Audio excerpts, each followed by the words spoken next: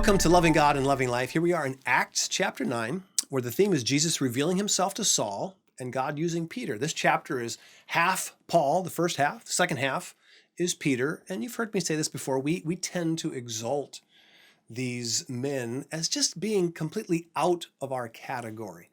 But let's just be honest. As we read the story, it can't be more obvious who's leading the parade.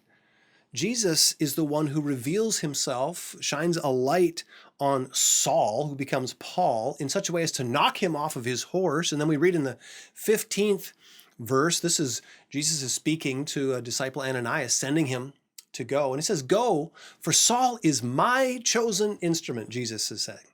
He's my chosen instrument. Jesus is taking the responsibility. He's taking the lead on this.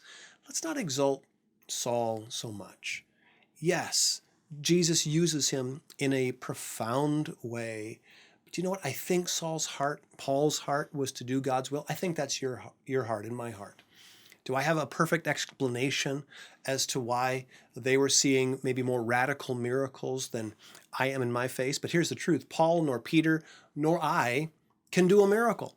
But I can pray for people.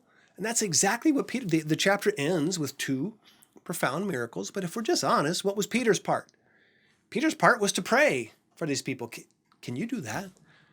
Are you willing to do that? Well, let's take ourselves out of the miracle category, because I can't produce a miracle, neither can Peter. That's Jesus' responsibility. Let's let him handle his activity. Let's do ours. Let's share what we have, and let's let God decide what he is going to do in our midst. Our job is to just be available to him. Let's pray that prayer. God, today, send us one person today to share your love with.